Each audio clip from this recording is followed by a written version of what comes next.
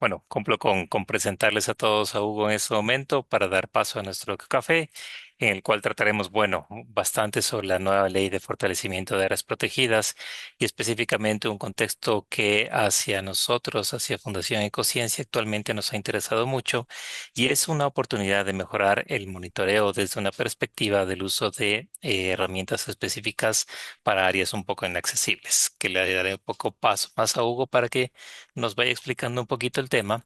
En todo caso, les presento a Hugo Echeverría. Él es licenciado en Ciencias Jurídicas, abogado y doctor en jurisprudencia de la Pontificia Universidad Católica del Ecuador. Adicionalmente tiene educaciones superiores de posgrado tiene un máster en leyes en Montreal, Quebec, en Canadá, y adicionalmente un diplomado en Derecho Administrativo Sancionador en esto en el Reino Unido, si mal no me equivoco, Hugo. En todo caso, les dejo en manos de Hugo en este momento para que él pueda compartirnos entonces precisamente todo lo que confiere la nueva ley y este análisis que ha podido realizar. Hugo, te dejo entonces, la cancha es tuya. Gracias, Jorge. Nuevamente, pues un gusto saludarles a todos y muchas gracias por acompañarme. Y bueno, vamos a comenzar a hablar sobre la nueva ley, pero antes quisiera confirmar si se me escucha bien. Muy bien, Perfecto, Hugo. Sí, muy bien. gracias. A ver, yo antes de entrar en el tema de fondo de la ley, en el contenido, yo quisiera hacer un recuento sobre el origen de la ley que vamos a discutir hoy. Y es necesario ubicarle a esta ley que tiene como título para el fortalecimiento de las áreas protegidas en el marco de un conjunto de leyes eh, que el Ejecutivo propuso ante el Legislativo bajo la lógica de urgencia en materia económica. ¿Sí? Este primer tema de la urgencia en materia económica es importante para entender el alcance de la ley.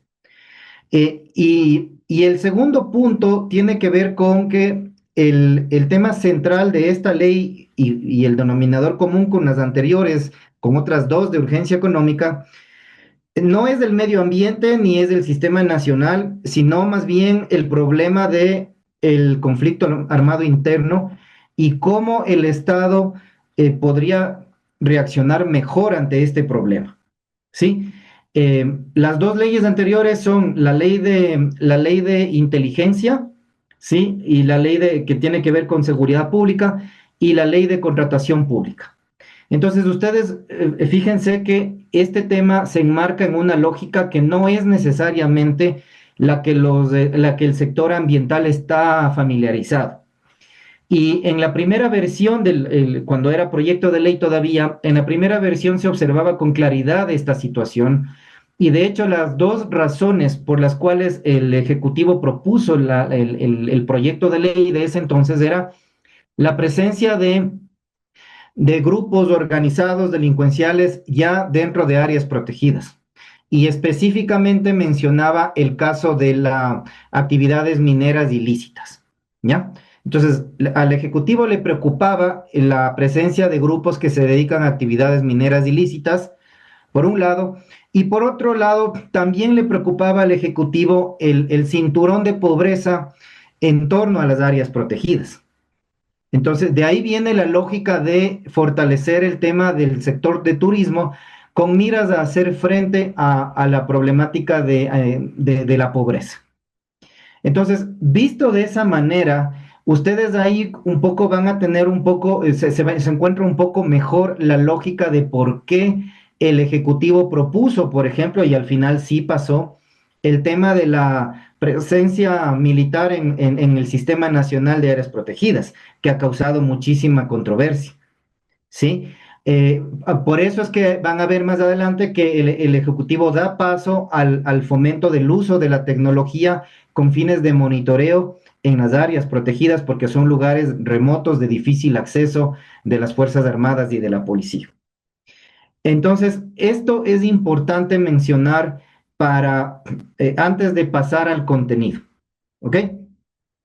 Un segundo punto, un tercer punto que yo quiero mencionar, entonces vamos primero una lógica de urgencia en materia económica y una lógica de cómo responde el Estado al problema del conflicto armado interno en el Sistema Nacional de Áreas Protegidas.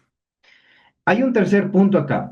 Eh, Esto pasó del Ejecutivo, o sea, fue propuesto por el Ejecutivo, por el presidente de la República, y fue analizado y tramitado por la función legislativa, es decir, por la Asamblea Nacional. A muchos les sorprendió la velocidad con la que fue tramitado este proyecto de ley y se convirtió en ley. Y muchos sostienen que eso es inconstitucional porque no hubo el tiempo ni el espacio suficientes para una deliberación, una socialización, la opinión de las personas, como en el mundo ambientalista se estila. Sin embargo, no hay una inconstitucionalidad, puesto que la Constitución y la Ley Orgánica de la Función Legislativa regulan precisamente este procedimiento rápido en caso en que la iniciativa legislativa esté calificada como de urgencia en materia económica. ¿Ok? Entonces, sí fue rápido el tema. Creo que algunos de los que estamos aquí presentes, pues dimos seguimiento diario a este tema y muchos decían, pero ¿por qué avanza esto tan pronto, tan rápido? Pues la verdad es que porque es un proyecto de ley que se tramitó bajo la lógica de urgencia en materia económica. En ese marco sí hubo espacio para que haya participación ciudadana. Algunos de ustedes, los que están aquí, lo hicieron, ejercieron ese derecho constitucional. Y de hecho, algunas de las observaciones que se plantearon en esa discusión, como por ejemplo el tema institucional, el del Servicio Nacional, tuvieron éxito, tuvieron un éxito. Están ahora en la ley. Ya vamos a ver en cómo quedó ese tema, ¿no? De manera que es importante que sepan que el proyecto se tramitó bajo la lógica de urgencia en materia económica, lo que significa que es una tramitación más bien rápida. Por eso es que el proyecto de ley tampoco fue analizado por la Comisión de Biodiversidad, como pues normalmente correspondería tramitarse, sino que fue analizado por la Comisión de Desarrollo Económico, porque ahí es donde fueron delegadas, digamos así, o designadas todos estos proyectos de ley de urgencia en materia económica. Un tercer tema también que veremos qué es lo que pasa, es que desde el lado de los pueblos y nacionalidades indígenas y desde el lado de quienes abogan por los derechos colectivos, plantearon la necesidad de que haya una consulta prelegislativa.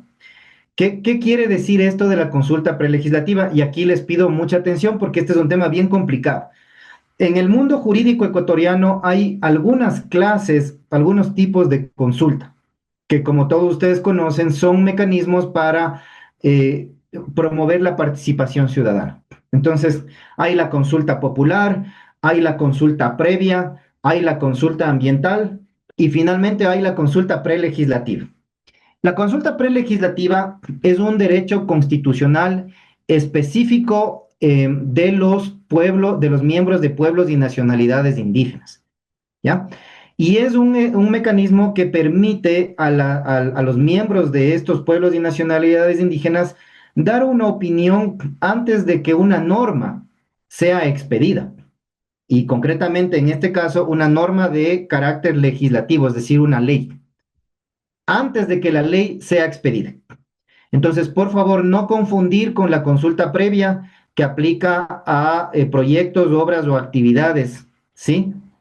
Ni menos todavía confundirla con consulta popular como la del Yasuní, ¿ya? Entonces, aquí hay una discusión que se está generando, que está muy interesante, de que si ameritaba o no un proceso de consulta prelegislativa que según la legislación del Ecuador debía realizarse en la fase de primer debate, ¿ya? Eh, la Constitución establece que la consulta prelegislativa procede cuando el proyecto de ley pudiese afectar derechos colectivos, ¿ya? Pudiese afectarlos. En este caso, pues el legislativo estimó que no hay tal afectación, ya que lo que propone el proyecto de ley más bien es generar una alternativa para promover una mejor situación social, socioeconómica de las personas que habitan o que dependen de las áreas protegidas. Entonces, la lógica del proyecto no estaba orientado, según el legislativo, a afectar un derecho colectivo, sino más bien a garantizar un derecho colectivo. Así es que ahora sí, con esos antecedentes podemos pasar al contenido de la ley, pero antes de eso yo más bien quiero abrir un espacio de preguntas, a ver si es que hay preguntas sobre estos temas que hemos analizado hasta este momento.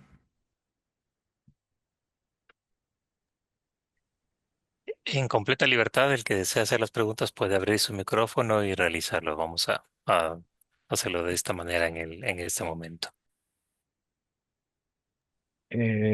Gracias. Gracias, Hugo, por la presentación. Gracias de Conciencia por organizar este conversatorio, este cafecito de un tema que es tremendamente importante. Como mencionó Hugo, hemos estado siguiendo muy de cerca el tema de la ley y claro, cuando yo leo los comentarios, sobre todo de pueblos indígenas, no solamente a nivel nacional ya, sino a nivel internacional, todo el mundo menciona justamente lo que acabas de indicar en relación a la consulta prelegislativa, ¿no?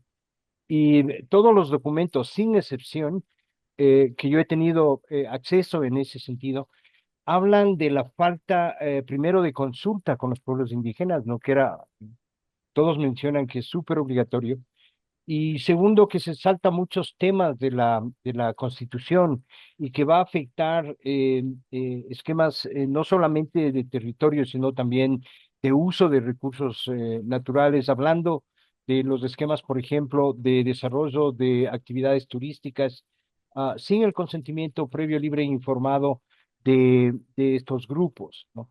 Estoy un poco poniendo los comentarios más complicados y más difíciles, pero sin embargo me parece que para el tema del reglamento este va a ser uno de los ejes centrales específicos y el Ministerio del Ambiente quiere hasta cierto punto obtener el apoyo de un sector tremendamente importante para lo que significa la conservación del país. ¿Cuáles son tus comentarios en relación a ese punto de consulta previa libre e informada, sobre todo? Inclusive hablan de haberse saltado derechos de la 169, qué sé yo, de la norma de Escazú, etcétera, etcétera. Entonces, ¿cómo ves este tema, Hugo? Muchas gracias, Roberto. Muy importante la pregunta y aquí me voy a tomar unos minutos. Verán, efectivamente, hay que para abordar esta preocupación que sí se ha hecho patente, no solo a nivel nacional, sino internacional, hay que distinguir dos tipos de consulta. En la prelegislativa, que como hablábamos, eh, pros- procede antes de que se expida la ley, ¿ya? Y que no se dio en este caso.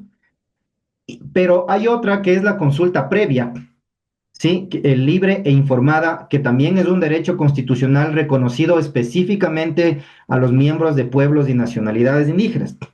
La consulta previa, libre e informada ya aplica más bien, estamos fuera del escenario de la ley, sino que aplica cuando hay un proyecto, una obra o una actividad que puede ocasionar afectación a los derechos colectivos de estas personas.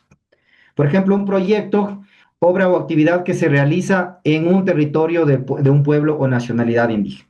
Ahí es cuando procede la consulta previa. ¿Sí?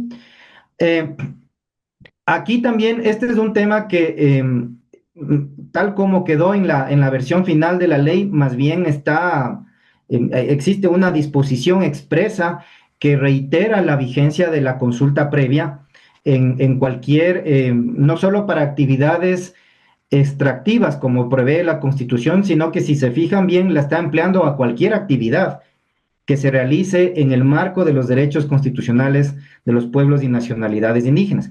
De manera que más bien esta ley lo que hace es incluso irse más allá de lo que prevé la Constitución para el ámbito de este derecho. Es decir, no le está afectando, le está expandiendo. ¿Ok? Eh, pero esa es la consulta previa. Repito, la que aplica para, a futuro quiere alguien construir un hotel, por ejemplo, o una hostería. Ahí tendremos que entrar en el escenario de la discusión de la consulta previa, porque ese ya es un proyecto que implica la construcción de infraestructura. Lo que se está discutiendo en este momento es si es que esta ley debía o no haber sido, haber pasado por este proceso de consulta prelegislativa, ¿ya? Y ahí hay opiniones de diversa clase y como abogado yo supongo por el tono de quienes están preocupados por esto, por el tono que uno puede leer en los boletines de prensa, todo da a entender que se viene una acción de inconstitucionalidad por la forma, ¿sí? Porque según ellos sí procedía una consulta prelegislativa, pero el legislativo no lo hizo, ¿ok? Si es que eso pasa, si es que eso pasa, hay que estar atentos en los próximos días y semanas porque estas cosas son rápidas. Esa acción de inconstitucionalidad se la presentaría ante la Corte Constitucional, ¿ok? Y ahí hay que ver la Corte qué decide al respecto.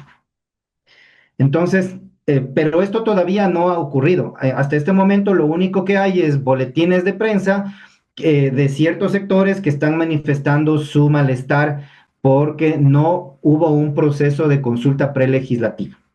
¿Ok? Y yo como abogado lo que les puedo decir es que quien decide si hay o no hay consulta prelegislativa es el legislativo, que en este caso decidió no hacerlo. Y segundo, el análisis que debe preceder es si es que el proyecto de ley afecta o no afecta un derecho colectivo. ¿Sí? En el tema de la consulta prelegislativa, ya el reglamento que está el Ejecutivo elaborando ya no tendría ninguna consecuencia, digámoslo así, ¿no? Porque ya pasó el momento para realizar la consulta prelegislativa. Yo sé que este tema es bien complejo, pero estoy tratando de ser lo más didáctico posible y la clave aquí es no confundir la prelegislativa con la consulta previa. Matthew. Ya, gracias, Hugo. Ah, yo creo que es importante tener esta perspectiva que usted ha mencionado sobre los antecedentes de esta iniciativa, la situación que encontramos en el país con la inseguridad y las medidas favorables que permite esta am, iniciativa legislativa. Ah, pero algo que no he escuchado mucho su comentario al inicio, son referentes a los reclamos de privatización de las áreas protegidas. Es probablemente lo más yo he escuchado tornando del correísmo y de ambientalistas. Y eh, eh, me gustaría un poco escuchar su opinión al respecto de eso y también um, en relación a la inquietud de Roberto, yo creo que referente a la situación de derechos colectivos, uh, yo creo que sí trazamos una línea muy delicada con las nacionalidades indígenas respecto a áreas protegidas en su territorio y la presencia que significa el Estado en su territorio. Y ese es como creo que un debate de fondo por Sí, nosotros quienes estamos tratando de impulsar iniciativas por la creación de un sistema de protección para ríos con valores naturales y culturales excepcionales. Este nos complica bastante a ver el nivel de oposición por la presencia de áreas protegidas en territorios indígenas y creo que es un tema muy delicado que tenemos que analizar en este aspecto y es la raíz que están impulsando este reclamo de la consulta prelegislativa y lo que puede ser confusión sobre la consulta previa. Y, um, referente a los aspectos de turismo, para dar un poco de reflexión, es lo que hemos observado con la visión del Estado con actividades turísticas en áreas, dentro de áreas protegidas, a veces es una perversidad, ¿no? Tenemos ejemplos como en el Parque Nacional Podocarpus, donde abrieron una línea de transmisión, una línea de distribución eléctrica por medio de un sendero de ingreso al parque en la entrada de Bomboscaro, que realmente afectó bastante el entorno del lugar. Igual pasó en Chimborazo, ahí donde abrieron, habilitaron una línea de transmisión hasta un centro de interpretación ahí que fácilmente podrían haber generado electricidad con un sistema aislado fotovoltaico o algo por el consumo que tiene. Y cosas así, pero elementos que completamente afectaron la calidad paisajística del sector y todo eso. Ah, También hay ejemplos en Yasuní, podemos ver como Napo Wildlife Center como un ejemplo. Podemos ver turismo en Cuyabeno como otro ejemplo y cómo involucra o no comunidades alrededor.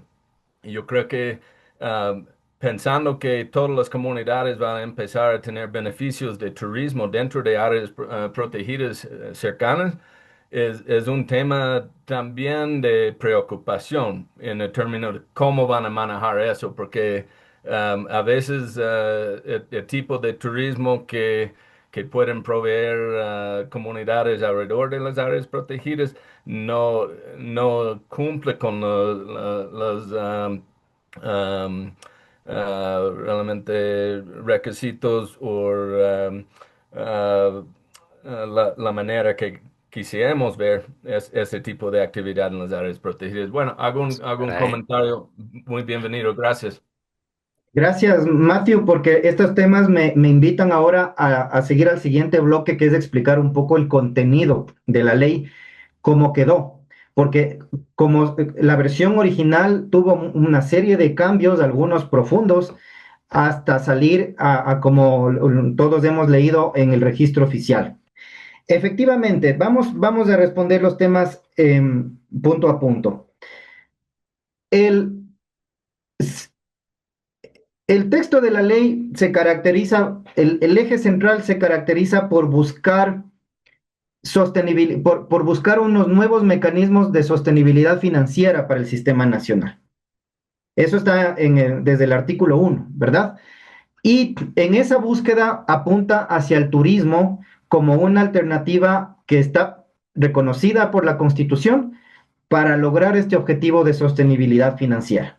Entonces, primer punto, la ley no habla de promover minería, de promover hidrocarburos, porque eso no es posible. Hay una prohibición constitucional que está en el artículo 407, que no es posible realizar actividades extractivas en las áreas protegidas, ¿ya? Y eso es algo que quedó muy claro en esta ley. Hay quienes sostienen, veo, hay una pregunta, que esta ley abre la puerta a la minería. Jurídicamente eso es absolutamente inexacto, eso es falso, porque la ley no podría hacer eso. Aunque esté ahí, que no está, sería absolutamente inconstitucional. Entonces, lo que sí es posible hacer es ejercer, realizar actividades y fomentar que sí son posibles, que sí están permitidas por la Constitución y la ley.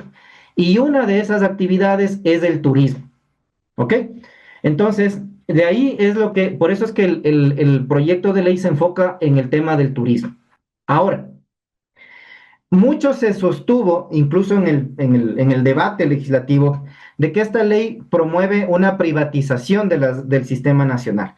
Eso también hay que decir con todas sus letras y seguramente pues algunos estén sorprendidos, eso tampoco es correcto.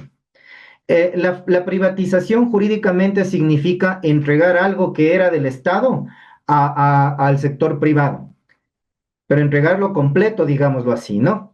Y eso en el caso del Sistema Nacional de Áreas Protegidas no es posible porque las áreas protegidas son bienes de protección que están bajo una figura constitucional de patrimonio nacional, patrimonio natural.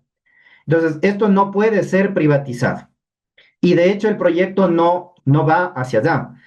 El proyecto lo que sí propone es la participación del sector privado, ojo, en la oferta del servicio turístico. Eh, y aquí viene el tema importante y aquí vengo también, les pido mucha atención.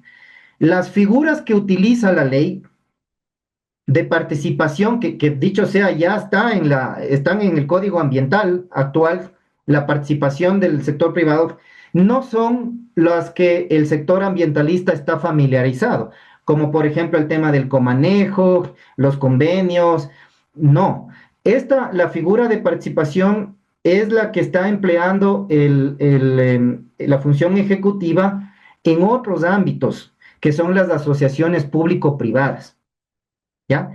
Esto es algo que faltó mencionar en el debate, porque es un tema, digamos así, ajeno a la lógica ambientalista y es un tema muy conocido en el mundo jurídico desde la lógica de las alianzas público-privadas para el desarrollo de los sectores estratégicos del Estado. Como por ejemplo las alianzas públicos-privadas para el sector eléctrico, energético en general, ¿no? Las llamadas APPs. Entonces, lo que está haciendo el Ejecutivo es utilizar ese esquema en este nuevo sector, en este sector estratégico que es la biodiversidad. ¿Y por qué lo hace? Porque la Constitución señala que la biodiversidad es parte de los sectores estratégicos del Estado. Ojo, yo no estoy defendiendo la ley, tampoco la estoy criticando, me han invitado para dar una opinión jurídica y ese es mi deber en este momento. Lo que quiero decir es que esta lógica que dice que se abre la participación al sector privado bajo unas figuras que son tomadas de la legislación económica del Ecuador, eso es lo que parece a mí que ha generado confusión en el sector ambientalista. Pero de ninguna manera son figuras que promueven la privatización, sino que son figuras que no son conocidas en el mundo ambientalista, pero que sí son figuras que están en la legislación ecuatoriana desde el año 2015 y que han tenido algún éxito en el ámbito de otros sectores estratégicos. Entonces, ahí vienen, por ejemplo, las alianzas público-privadas para desarrollar, para mejorar la prestación de servicios turísticos en áreas protegidas. ¿Ya? Ahí vienen también todo el esquema del fideicomiso al que ya me voy a referir más adelante.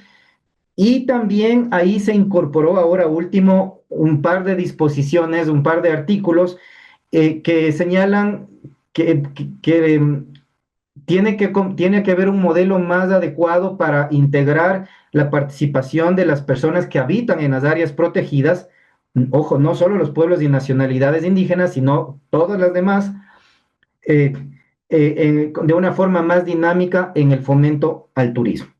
Entonces, el argumento de la privatización, la verdad es que no tiene sustento jurídico como un argumento en este tema. Y sí, el tema del turismo definitivamente pues se abre camino con esta ley. Yo solo quiero recordarles que el año pasado hubo reformas a la ley de turismo para promover lo que estamos viendo ahora, para fomentar una mayor participación del sector privado en el ámbito turístico nacional en general. Y lo que hace la ley ahora es concentrar ese tema dentro del Sistema Nacional de Áreas Protegidas. Y yo cierro con esto porque muchos han dicho, pero es que no pueden construir hoteles en el Sistema Nacional de Áreas Protegidas. Jurídicamente lamentablemente tengo que decirles que sí se pueden construir infraestructura. Y esta ley dice ahí, se va a construir infraestructura. Entonces, pero se tiene que construir primero solicitando una autorización ambiental que dependiendo de la magnitud del impacto será muy probablemente una licencia. Y segundo, y aquí viene la parte muy importante, respetando la zonificación según lo establecido en el plan de manejo. Entonces, sí se va a poder construir nueva infraestructura en zonas de uso múltiple, por ejemplo, pero no en las zonas de protección estricta. Entonces, aquí tenemos que tener mucha atención qué es lo que sale en el reglamento y sobre todo asegurar que esos planes de manejo de las áreas protegidas estén actualizados y estén bien hechos para de esa forma pues ver que cualquier actividad nueva que salga para que se promueva en el ámbito de turismo esté conforme a lo que establece el plan de manejo del área protegida. Entonces, no hay prohibiciones para actividad de turismo en el sistema nacional. Por el contrario, la legislación, y con esto cierro esta parte, fomenta esta actividad porque es una actividad compatible con el esquema constitucional del sistema nacional.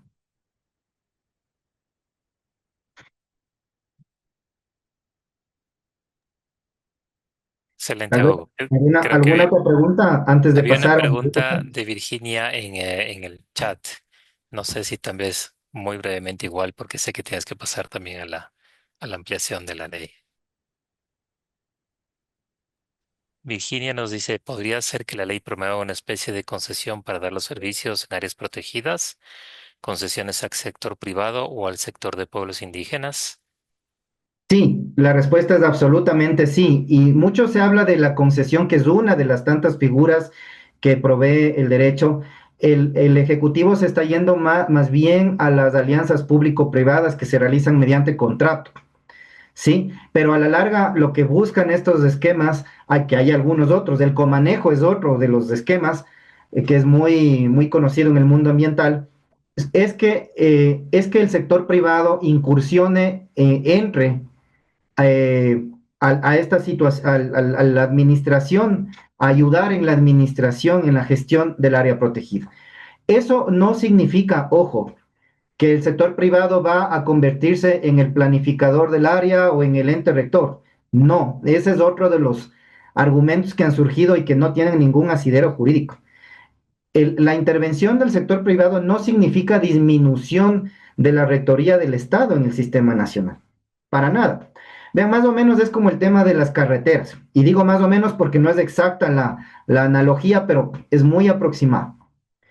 Si ustedes van de Quito a Riobamba, ustedes encuentran una carretera en perfectas condiciones porque está administrada por alguien del sector privado. Y por esa administración, nosotros los usuarios pagamos un peaje, ¿verdad? Pero eso no significa que la carretera o la ciudad sea de propiedad de la entidad que administra el peaje. Simplemente está ofreciendo un servicio que es darnos a nosotros una carretera en perfecto estado a cambio de un peaje.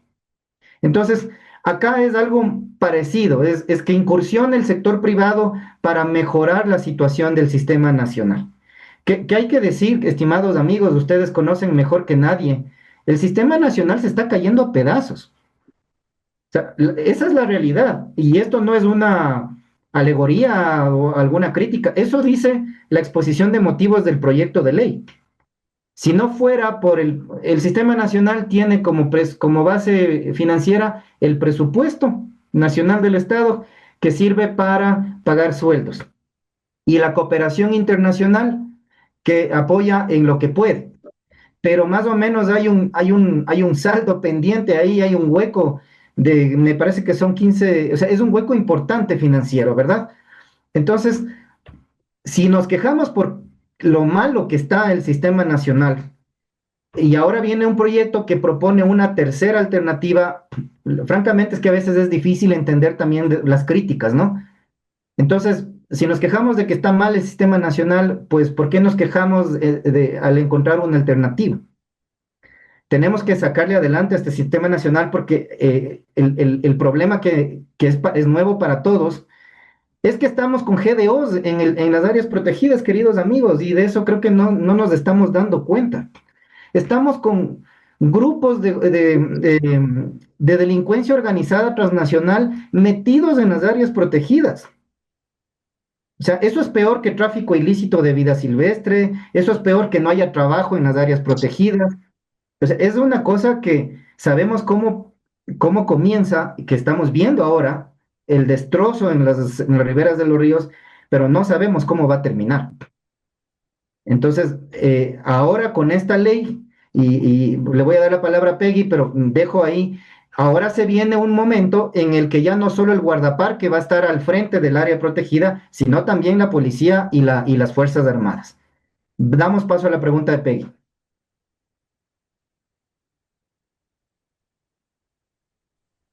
muchas gracias. Gracias, gracias, Hugo. Bueno, justo mi pregunta era sobre cómo solventar las áreas protegidas y si la ley contempla reinstalar que el Estado de nuevo podría cobrar por la entrada a las áreas protegidas para justo para su mantenimiento y manejo. Gracias. Gracias, Peggy. Le respondo. El artículo 5 de la ley establece de manera expresa que el financiamiento de las áreas protegidas va a requerir de tasas. Al hablar de tasas, Peggy está hablando de reinstaurar el cobro por ingreso al área protegida. Ojo, esto existió hasta hace 10 años o 15 años y bueno, dejó de existir, digámoslo así. Pero si ustedes van al día de hoy al Código Orgánico del Ambiente, la atribución que tiene la Autoridad Ambiental Nacional y a futuro que la va a tener el Servicio de Áreas Protegidas, persiste. Puede cobrar una tasa, que es una forma de recaudar ingresos a cambio de la prestación de un servicio. Entonces, el servicio es ingresar al área protegida, pero también ahora va a entrar en revisión el tema de las tasas que el Ministerio del Ambiente cobra por instalación de infraestructura, por ejemplo, ¿ya? Y que es necesario revisar los montos. Por ejemplo, ¿cuánto cuesta instalar una antena de telefonía celular dentro de un área protegida? No debería costar, o sea, tienen que actualizar montos para que refleje todos los servicios ambientales que hay como contraprestación ahí. Entonces, la respuesta es sí. El tema del ingreso vuelve. Roberto. Sí, gracias, Hugo. Quizás primero me presento, soy Roberto Ulloa, trabajo actualmente en Conservación Internacional, pero tuve la oportunidad de haber sido un par de veces director del sistema de parques del Ecuador. Y mi primera oportunidad fue justamente con el INEFAN, el Instituto Ecuatoriano Forestal y de Áreas Naturales en los 90, que es básicamente la idea de lo que estamos discutiendo actualmente, un servicio nacional enfocado concretamente al tema de las áreas protegidas.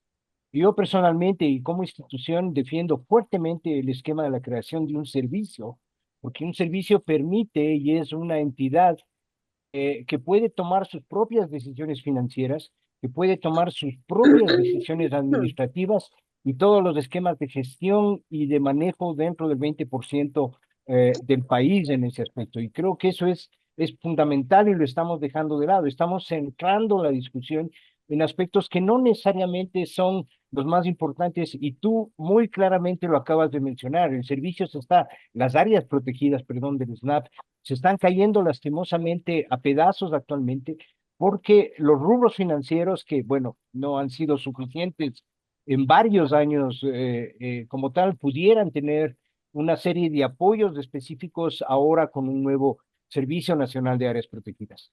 Creo que los temas de concesiones de turismo, creo que los esquemas de la participación de la empresa privada en otro tipo de actividades más allá de turismo, con las debidas consideraciones legales, con los temas de seguimiento y con los temas de concesiones claras y de la participación de pueblos indígenas, puede ser extremadamente positivo y puede ser un punto de inflexión para los esquemas de manejo de las áreas protegidas actualmente. Solo ese comentario, Hugo. Tengo quizás una pregunta que es otro de mis temas de preocupación, es que muchos de los documentos que han criticado esto mencionan que este servicio no tiene las competencias de administración de las áreas y eso es un tema preocupante en el cual me gustaría escuchar Gracias. tu criterio como uno de los mejores abogados ambientales del país. Muchas gracias, Roberto. A ver, nos quedan dos temas grandes perdón, ¿me escuchan? Sí, sí, te escuchamos Gracias. bien. Me faltan dos temas grandes, el del servicio y el del tema del control mediante tecnología y el rol de las Fuerzas Armadas en las áreas protegidas, que también generó mucho debate. Vamos con el servicio. Lo primero que hay que saber es que el proyecto de ley original no anticipaba absolutamente nada acerca del marco institucional. O sea, No había nada sobre institucionalidad, sino únicamente sobre la parte normativa que acabamos de discutir, es decir, promoción al turismo, promoción de la participación del sector privado, reconocimiento de derechos colectivos. Pero de la movilización de la sociedad civil, que este es un estudio de caso inclusive, porque fíjense cómo la sociedad civil reaccionó tan pronto que logró incorporar un tema que no estaba previsto en el proyecto original y que no es un tema menor, sino es un tema mayor, como es la institucionalidad. Ahí hubo un debate entre si va la figura del servicio o la figura de la empresa pública, ¿ya? Y fue un debate muy interesante. Eh, si hay tiempo en las preguntas, pues entraremos en el detalle, pero al final prevaleció la propuesta de la sociedad civil ecuatoriana, que es la del Servicio Nacional de Áreas Protegidas, ¿ya? Lo que siempre me gusta mencionar es que la ley no crea el servicio. Ya vamos a entrar en detalle de qué es un servicio. Y yo quiero aclarar esto igual como abogado que soy, porque lo que hace la ley es disponer la creación del servicio a quien corresponde esa creación, que es al presidente de la República. Ya. Esto es importante señalar, amigos, porque si la ley hubiese creado el servicio, ahí sí hubiéramos entrado en una inconstitucionalidad. Solamente el presidente de la República puede crear una figura del servicio, de un servicio, ¿ya? Entonces, en ese tema, la ley, el legislativo obró muy bien, porque cuidó que la propuesta de la sociedad civil llegue a buen puerto. Ahora, de lo que se sabe, el servicio sí va a crearse esto todavía pues habrá que ver ya el reglamento, pero se sabe que el servicio va a crearse en el marco del reglamento que se está elaborando ya para la aplicación de esta ley. Y el Ejecutivo tiene 45 días hábiles para expedir el reglamento. Es decir, estamos hablando de más o menos dos meses, 2 meses y medio. Entonces, la buena noticia es que el servicio muy probablemente se cree en este periodo de tiempo, ¿ya? Ahora bien, ¿qué es un servicio? Les remito creo que todos ustedes pagan impuestos, ¿verdad? Al SRI. El SRI es un servicio, es una institución pública que se maneja bajo la lógica del servicio de rentas internas, ¿ya? El Servicio Nacional de Áreas Protegidas sigue el mismo modelo que el SRI, sigue el mismo modelo que el Servicio Nacional de Aduanas, el SENAE, perdón, e inclusive quienes han participado en procesos de contratación pública conocen del Servicio de Compras Públicas, el CERCOP, para mencionar 3 ejemplos que son cotidianos a todos nosotros. Este va a ser un servicio y por ende tiene autonomía financiera, autonomía administrativa y según la ley va a tener, y con esto respondo a la pregunta de Roberto, atribuciones de regulación, atribuciones de control y atribuciones de sanción. ¿Sí? Es decir, va a concentrar el grueso de la administración del Sistema Nacional de Áreas Protegidas, que es hasta donde yo conozco, es la aspiración de la sociedad civil. ¿Sí? Lo que no va a tener es o sea, la rectoría del Sistema Nacional, así como la planificación, va a quedar en la Autoridad Ambiental Nacional como corresponde. Porque, ojo, el servicio no es que es un planeta, no es que es un universo aparte, está de alguna manera ligado a la función ejecutiva del Ecuador a través del Ministerio del Ambiente, que es la Autoridad Ambiental Nacional. En resumen, tal como está previsto por la ley, el servicio refleja exactamente las mismas características que las otras figuras que ya existen en el país. Capacidad normativa, capacidad de regulación, ahí está, capacidad de control e incluso capacidad de sanción. Y obviamente, pues la administración de las áreas protegidas. Entonces, mañana cuando se constituya el fideicomiso, que también está previsto para recibir ingresos, por ejemplo, de cooperación internacional, ingresos de donaciones, los ingresos relacionados con el cobro de tasas y tarifas dentro del sistema nacional, esos van a ser administrados por el servicio, ya no por el ministerio. Y ahí se logra algo maravilloso, que es que lo que se recauda en el servicio, en el sistema nacional, se va a quedar en el sistema nacional. Y no como ahora que todo va al presupuesto general del Estado y bueno, ahí es un problema de retorno, digamos, de los flujos financieros, ¿no? Entonces, esto es lo que puedo mencionar basado no solo en lo que dice la ley de áreas protegidas, sino lo que establece el estatuto jurídico administrativo de la función ejecutiva relativo a los servicios, a la figura administrativa de servicio nacional. Súper, Hugo. Para recordarte, nos quedan 35 minutos por si acaso querías continuar con la explicación del articulado. Nada más recordarte que tenemos ese tiempito para continuar y con algunas preguntas. Veo que tenemos algunas en el chat, pero no sé si quieres más bien continuar con la exposición y luego tal vez regresamos a esta parte.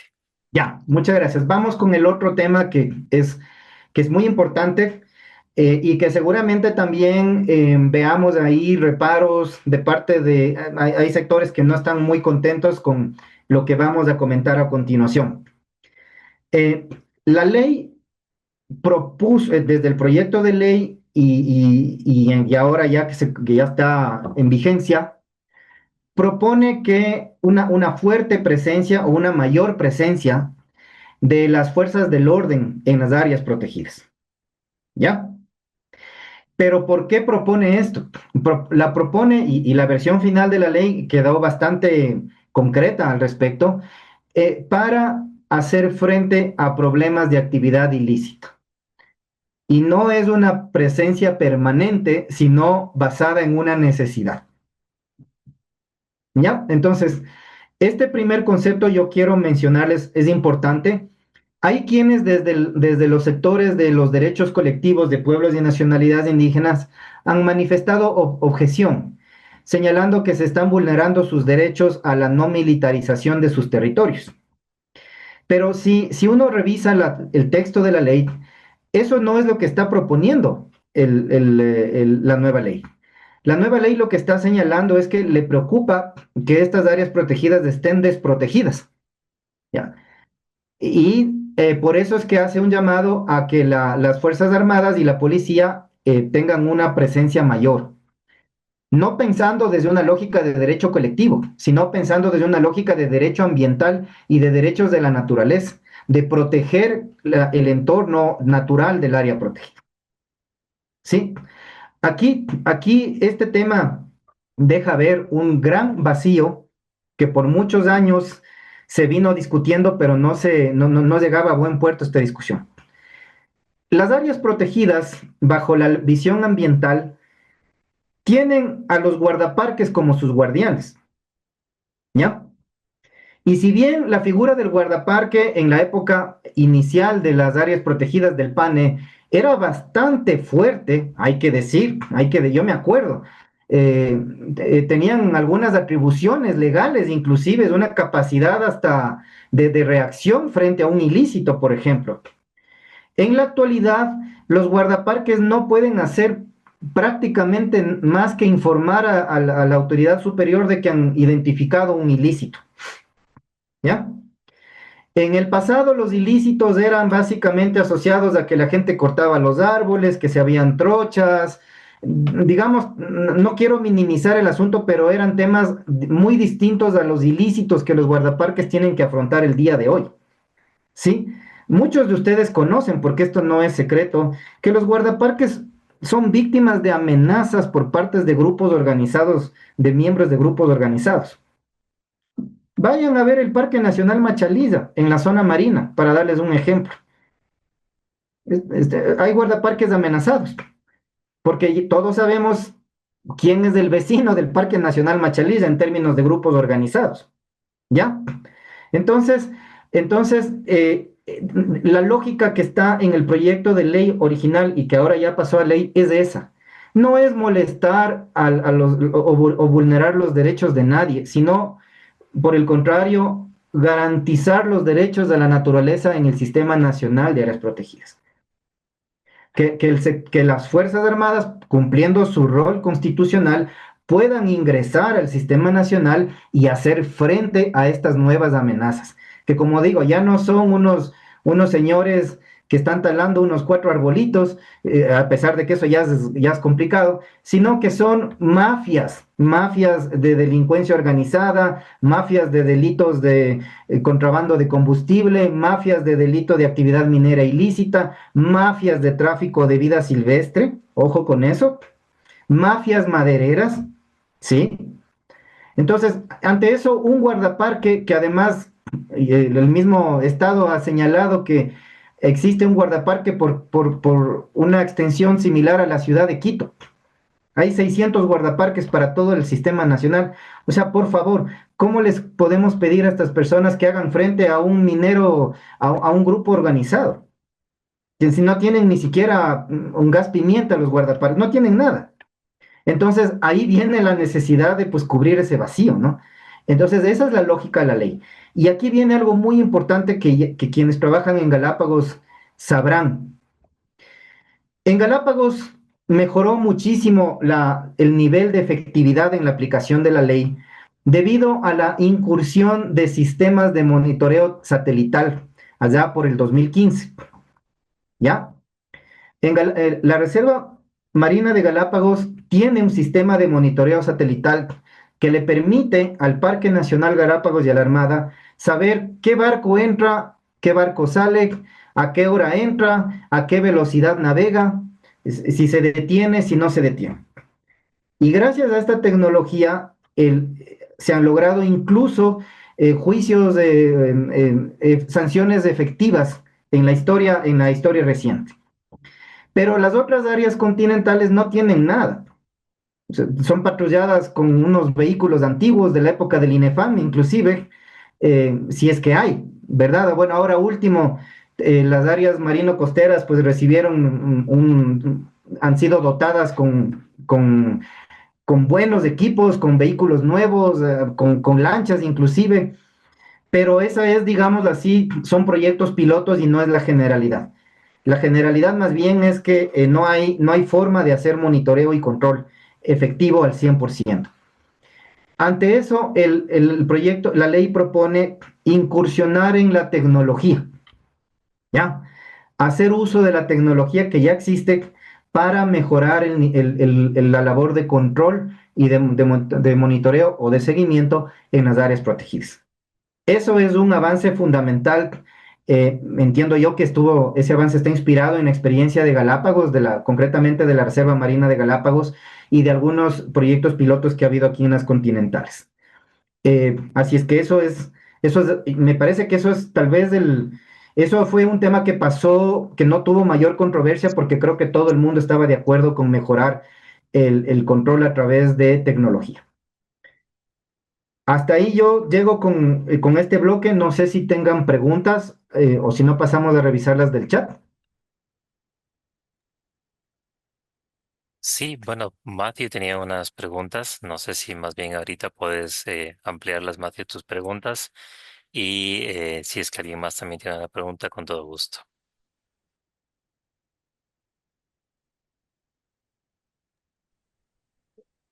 Bueno, comentarios nomás. Yo creo que antes había un comentario sobre la instalación de antenas móviles. Nosotros hemos tenido que seguir varios procesos en contra de operadores por la instalación de antenas en lugares inapropiados y no hemos visto una adecuada normativa para regular la instalación de antenas móviles en el país. Realmente esto me despertó un poco de una preocupación, pero un punto aparte de la discusión que realmente es de fondo aquí.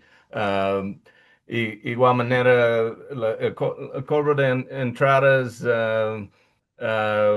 como decía, hemos observado con la entrada gratuita. que ha permitido que muchas personas que nunca han podido ingresar a un área protegida han podido entrar y conocer qué es este lugar maravilloso que están protegiendo, ¿no? Y a veces simplemente la barrera de una cobrada de entrada ha generado como este ah, ambiente de conflictividad entre la población local y el área protegida. Ahora Roberto ha comentado sobre la cobra diferenciada. Yo creo que ah, no es muy justo a decir que un extranjero debe pagar $100 y una persona local $1, ¿no?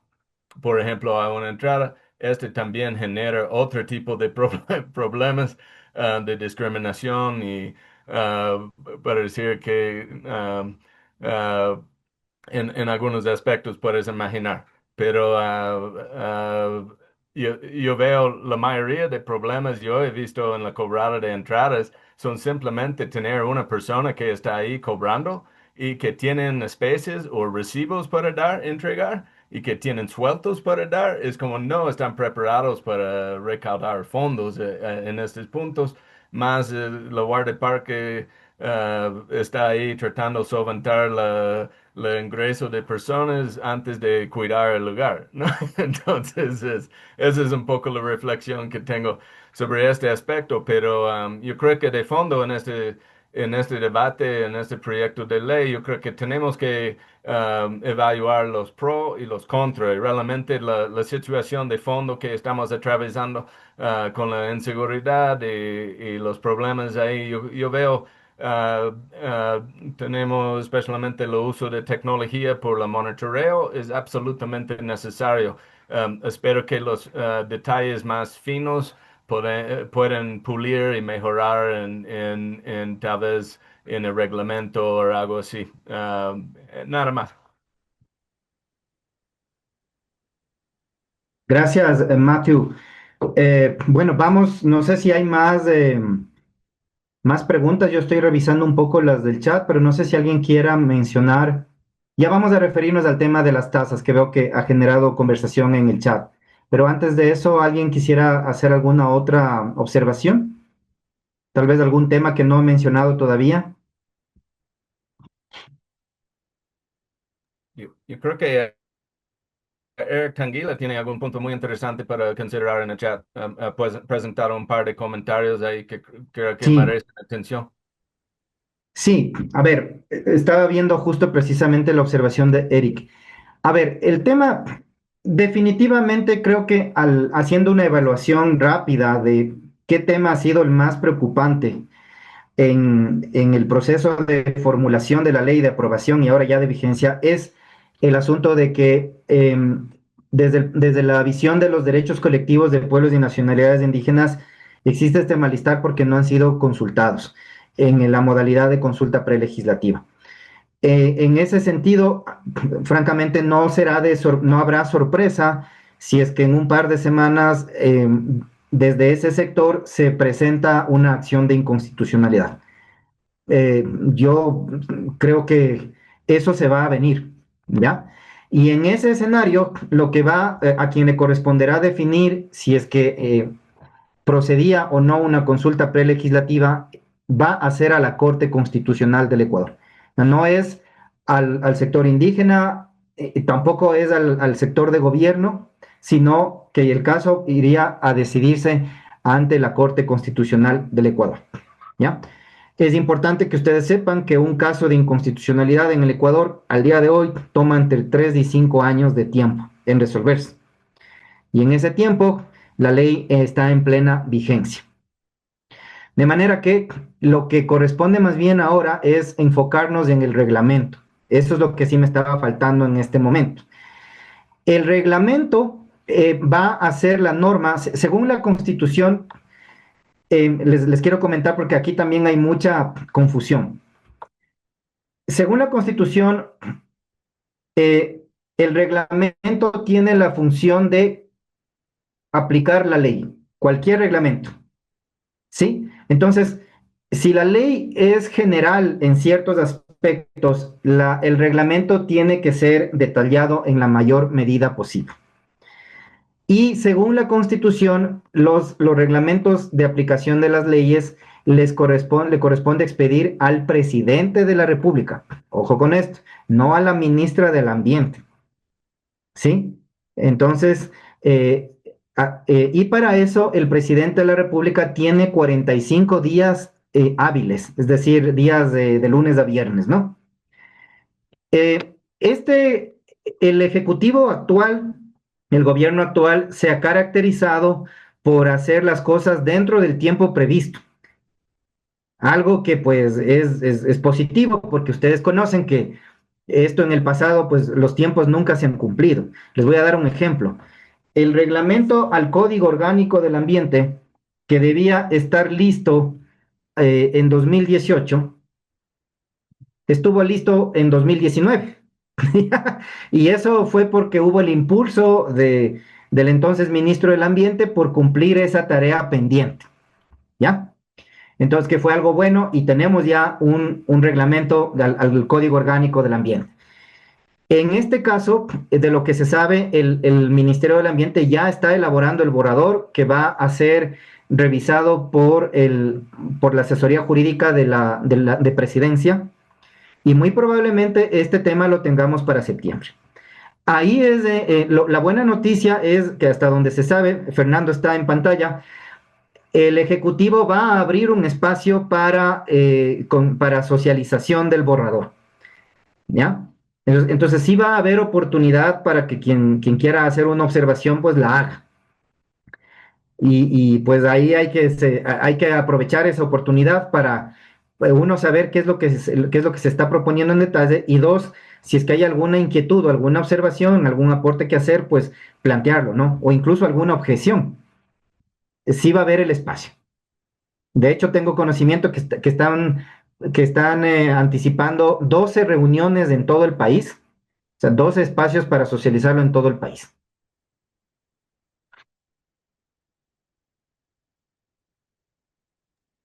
Excelente. O de repente alguna consulta, tal vez de alguna persona adicional con respecto a lo que hemos conversado. Quizás quienes se añadieron tal vez al último, tal vez alguna consulta que les gustaría conocer en este momento, como ya para ir un poco cerrando lo que hemos venido conversando.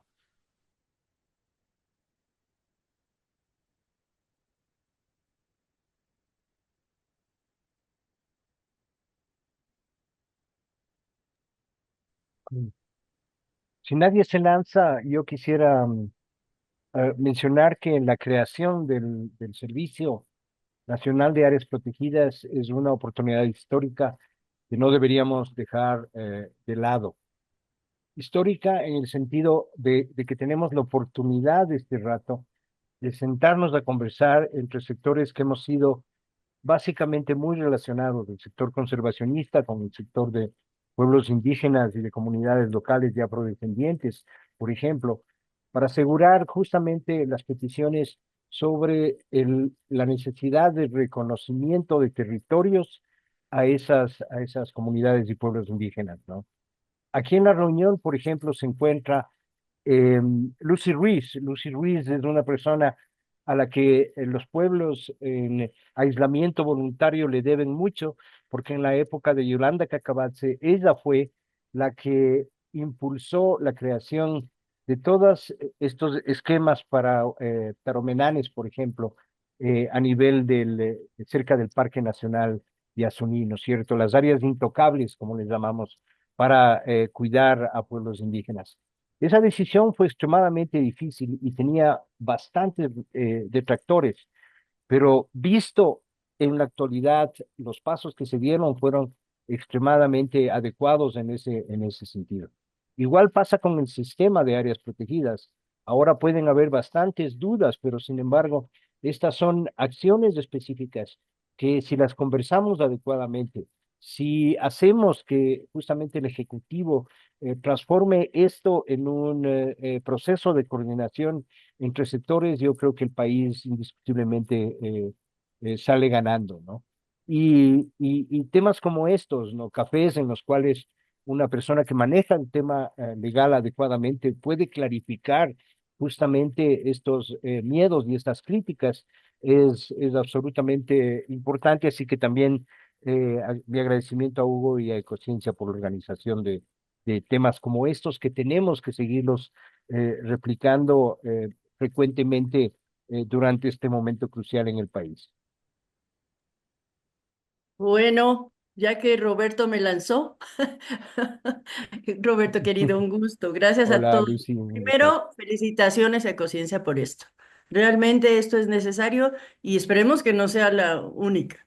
Yo creo que, como dice Roberto, hay que profundizar, hay muchos temas que no los tenemos claros, que todavía nos generan muchísimas dudas y muchas incertezas de qué mismo va a pasar con todo el modelo de gestión que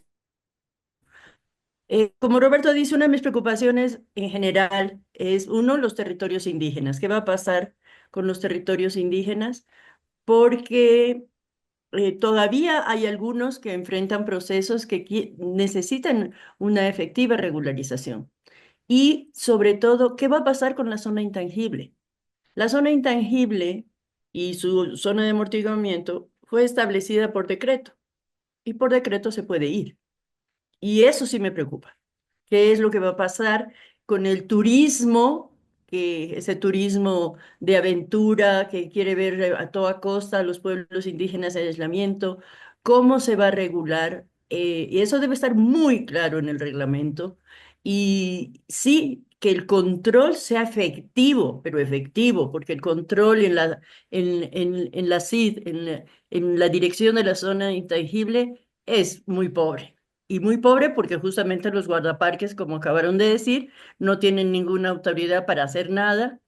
Y dos, no hay posibilidad efectiva de un diálogo que no sea en conflicto con los pueblos indígenas, con las comunidades indígenas guaraní, que a su vez son las protectoras de los pueblos en aislamiento, tagaeris y taromenanes. Entonces, este tema relacionado con el turismo debe ser muy bien profundizado porque además es un mandato constitucional. La Constitución nos obliga a proteger a los pueblos en aislamiento y nosotros no podemos permitir que negociaciones trasnochadas vayan a amenazar de alguna manera ese proceso que nos costó tanto, tantos años, tanto trabajo y que sí, fue hecho así de hoy para mañana, porque además Yolanda era ministra y después al día siguiente ya nos íbamos y había que hacerlo rápido, sin consulta, y si esa zona intangible no se hubiera establecido, hoy tendríamos seguramente pozos petroleros en esa zona, porque está llena de petróleo. Pero hoy lo que me preocupa es el turismo, esa libertad que se pueda dar al tema de turismo en la zona intangible. Muchas gracias a todos. Gracias, Lucy. No sé si igual Marta puede expresarnos su pregunta, luego Fernando, y de ahí, Hugo, te damos paso para que puedas igual contestar todo, para darles oportunidad a todos.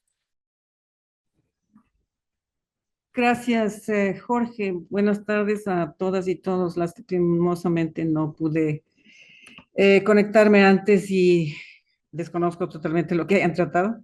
Solamente le escuché a la última persona, que creo que se llama Matthew, que no quisiera decir nada con respecto a lo que él dijo, pero tengo cierto tipo de diferencias con respecto a lo que mencionó sobre lo del cobro de las entradas y para lo que servirían. Es decir, bueno, en todo caso,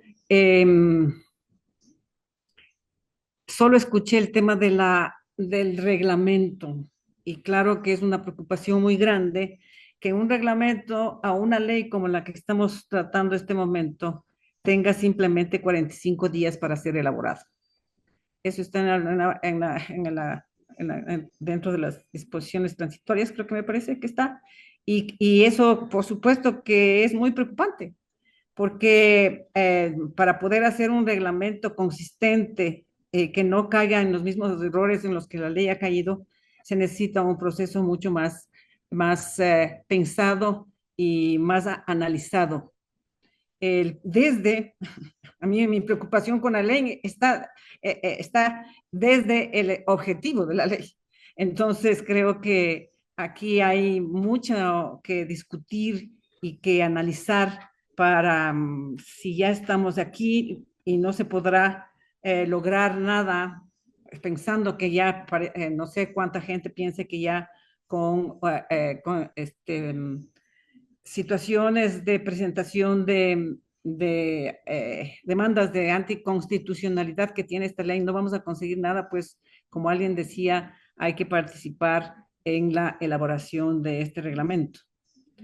No sé cuánto podamos lograr al respecto, pero creo que sería interesante felicito también a Ecociencia por haber organizado este encuentro ahora y creo que deberíamos también ponernos un poco de acuerdo los diferentes sectores que trabajamos en el tema del ambiente para poder plantear las propuestas o hacer los comentarios, las críticas, etcétera, a este reglamento, porque creo que eso también ha faltado en este proceso, a pesar de que sabemos que se estuvo trabajando y algunas organizaciones estuvieron trabajando.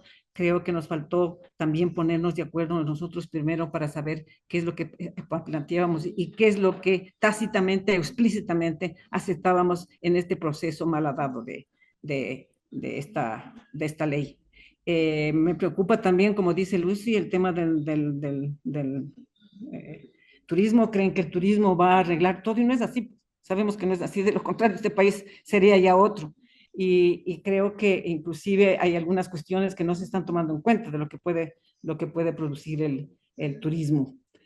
Además de cuestiones que me supongo que ya las habrán hablado, pero todo este tema de que se puedan hacer otro tipo de actividades dentro de áreas protegidas, actividades extractivas, incluso que se dice de una manera tan vaga en la ley, eso es bastante preocupante.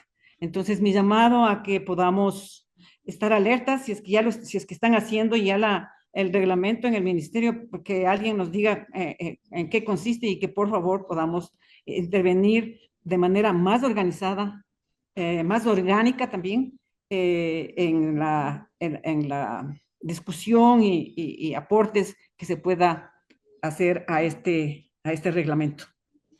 Gracias, Jorge. Gracias, Marta. Fer. Bueno, primero, gracias. Perdón mi total despiste. Pensaba que la reunión era a las 4, por eso ingresé a esta hora. Mil disculpas, Jorgito, y a todos los colegas y amigos que están en esta reunión. Y felicitaciones también por lo ya dicho y por organizar esta reunión. Igual a Hugo por estar al frente de esto. Qué bueno que se den estos espacios. Eh, Tuve por diferentes circunstancias la posibilidad de conocer un poquito el reglamento de la ley, lo que está proponiendo la dirección y conversar un poquito también sobre el tema. Entonces, quería aportar un par de cosas aquí. Lo primero, una de las cosas importantes es el tema de la sostenibilidad financiera del servicio y del SNAP en general, ¿no? Entonces, justamente lo que tengo entendido, no solo se está pensando en el turismo. De hecho, el turismo es un rubro menor ya para el financiamiento del SNAP, el cobro de las entradas y servicios turísticos. De hecho, puede ser un rubro que no va a cubrir la mayor parte de necesidades. Lo que se está pensando, entiendo yo, es el tema de volver a cobrar las diferentes tasas que estaban establecidas, ¿no? Como por ejemplo paso de oleoductos, paso de cobro por antenas, centrales, megaproyectos, etcétera, que están en áreas protegidas. Entiendo, Hugo, no sé si tú estás al tanto y sabes un poquito más, y hay un pronunciamiento de la Procuraduría, perdón, General del Estado dando un poco la razón al Ministerio del Ambiente en el sentido de que eso se dejó de cobrar porque aparentemente en áreas de uso público no se podría cobrar este tipo de tasas. Pero entiendo que el pronunciamiento de la Procuraduría establece que las áreas protegidas, en resumen, no son áreas de uso público. Áreas de uso público son carreteras, son vías, etcétera. Y en las áreas protegidas, si bien hay una zona de uso público y turismo, eso no significa que son áreas de uso público.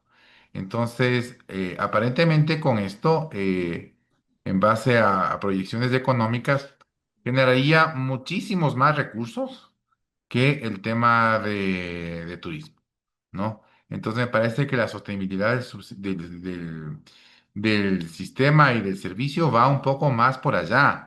Y creo que sería un gran logro poder volver a cobrar ese tipo de tasas que podrían financiar y dejar de depender de actividad, de otras actividades, ¿no? De ahí, con relación al tema de participación, para no alargarme, comparto las preocupaciones, entiendo que se van a hacer, como bien decía Hugo, varias reuniones. La idea es que nadie se quede sin poder opinar. Lo que no es muy, hay temas que no son muy claros y que no sé si el reglamento pueda solventar todas las deficiencias o las inconsistencias jurídicas, como por ejemplo lo de la zona intangible, ¿no? Entiendo que si bien esté creada por un decreto ejecutivo, como bien Lucy nos dijo, pero también la Constitución tiene derechos colectivos de los pueblos indígenas, que no pueden ser afectados. Entonces, donde haya ya una presencia de pueblos indígenas, cualquier obra de infraestructura y proyectos que puedan afectar a su desarrollo deben pasar por procesos de consulta previa, libre e informada. Eso desde mi punto, no soy abogado, soy biólogo, entonces tal vez Hugo o alguien más de ustedes pueda reforzar este tema y corregirme si estoy equivocado. Pero me parece que es finalmente, dentro de todo y poniendo en un peso la balanza, creo que es una gran oportunidad el poder contar finalmente con un sistema de áreas protegidas que ha sido una lucha del sector ambiental desde que había el INEVAN, o sea, hace muchísimos años atrás ya. Entonces, creo que más bien hay que ir tratar de corregir las cosas que están mal y apoyar las cosas que de hecho pueden favorecer a la conservación de las protegidas. Eso nomás, y muchas gracias de nuevo y disculpas de nuevo por el retraso. Hugo, chévere. No sé si es Robert, te escuchamos a ti. Hugo, no sé si te vas anotando toditos los Sí. comentarios para sí, entonces, Robert, te damos paso Sí, también. gracias. Solamente ratificar un tema, especialmente para Marty, que es una gran colega en temas ambientales, ¿no? Eh, y por favor, Hugo, corrígeme si estoy equivocado. Ninguna norma en el país, ninguna ley, ningún reglamento puede abrir los esquemas extractivos en áreas protegidas. Hay un artículo específico, y Hugo lo mencionó muy claro, el 407 en la Constitución, que expresa la prohibición de actividades extractivas en áreas protegidas, en el Sistema Nacional de Áreas Protegidas, porque hay varias categorías de áreas protegidas y conservadas en el país, pero específicamente en el Sistema Nacional de Áreas Protegidas, que tiene 4 subsistemas, ¿no? Están prohibidas las actividades extractivas. Entonces, mencionar y decir que eventualmente una ley que podría favorecer, como hemos discutido, a las áreas protegidas y su financiamiento, con todas las dudas que haya, va a abrir el tema o podría abrir el tema a cuestiones extractivas, es básicamente no conocer este punto, ¿no? Yo creo que todos los que estamos en el sector debemos justamente promover que el 407 se cumpla no solamente en esta norma, sino en todas las normas, cosa que es bien complicado, ¿no? El Matthew mencionaba que hay antenas, que hay carreteras, que hay infraestructura física en áreas protegidas. Y lastimosamente también hay acciones extractivas que estuvieron antes de la Constitución en ese aspecto del 2008 en donde salió este artículo. Entonces, eso básicamente, clarificar y por favor, Hugo, si eres tan amable y puedes ratificar lo que acabo de decir, sería importante.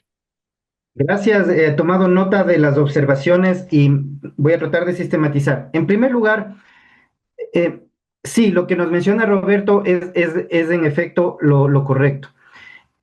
Toda ley, no solo las ambientales, sino en general, toda ley, tienen que enmarcarse en lo que prevé la Constitución. En ese contexto, los temores que hay sobre la zona intangible se desvanecen jurídicamente porque el tema de la zona intangible tiene base constitucional en el Ecuador. Lo propio en cuanto a actividades extractivas dentro de áreas protegidas, también hay una prohibición bastante fuerte en el 407. Entonces, lo que es importante, el mensaje que quiero transmitirles es que eh, lo que no encuentran en la ley actual, la van a encontrar en la Constitución.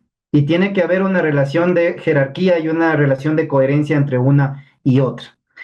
El otro punto importante que mencionar es que para el tema de la zona intangible, no nos olvidemos que ya tenemos decisiones ni más ni menos que de la Corte Interamericana de Derechos Humanos que llaman al Estado ecuatoriano a ser más estrictos en el cumplimiento de los estándares en zonas intangibles.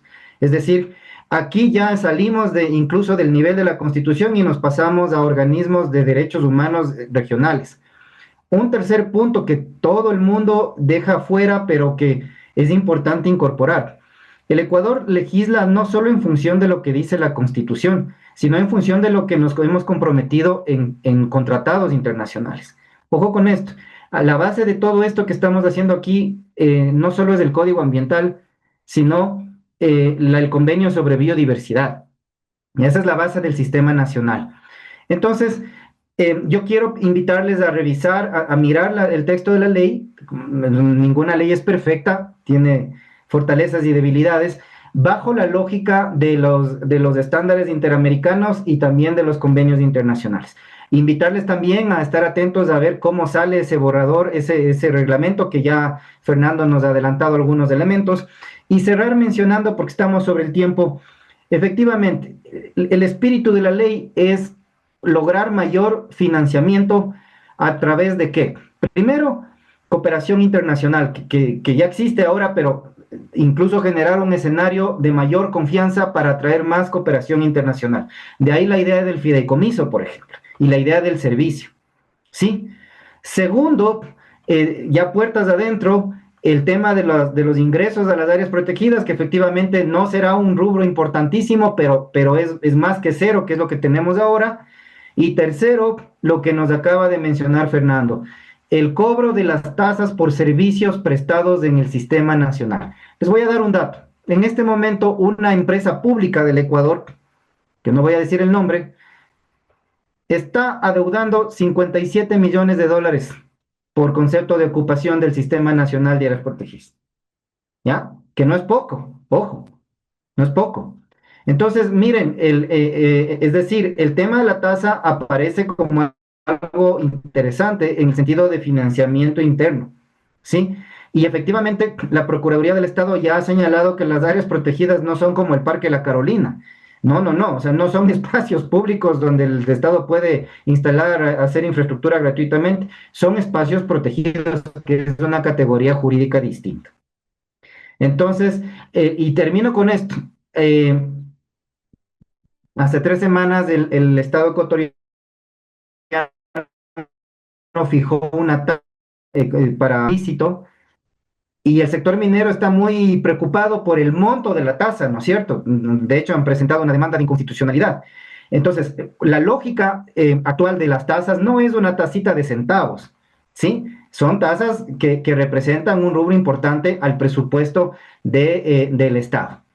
Entonces, esa es la lógica que seguramente veamos en las tasas por uso de servicios asociados al Sistema Nacional de Áreas Protegidas. Creo que se nos acabó el tiempo, Jorge. Así es, estimados. Más bien, muchísimas gracias, Hugo. Reiteramos nuestro agradecimiento contigo por haber dado oportunidad a este espacio de diálogo, que creo que no va a ser el el último, más bien creo que esto abre la oportunidad y en realidad hacerle caso a todos los que nos han dicho que sería una buena oportunidad para tener otros espacios de diálogo similares. Y les agradezco a todos verdaderamente por su participación, por las consultas que nos abren no solamente a pocos, sino que creo a todos nos han dado bastantes señales de realmente cómo debemos de interpretar la ley y tenemos que darle seguimiento realmente a cuáles son las principales preocupaciones sobre las cuales debemos nosotros de tener ojo y darle un seguimiento adecuado. Matthew Terry nos ha puesto que si es posible poner un enlace a la ley en el chat. No sé, Hugo, si nos puedes dar una manito ahí tal vez para que todos podamos tener la ley, sería súper interesante. Y desde parte de Conciencia, lo que me resta decir es que agradezco esto. Tomo nota de que vamos a continuar con estos espacios y yo creería que el próximo podríamos ampliar algunos detalles que en esta ocasión nos han quedado cortos, pero que podríamos ir pues detallando con mucho más empeño en algunos temas y para ver si podemos ir abriendo esos espacios. Nuevamente, muchas gracias. Gracias, Hugo. No sé si igual tus palabras finales y de mi parte, agradeciéndoles a todos verdaderamente su participación.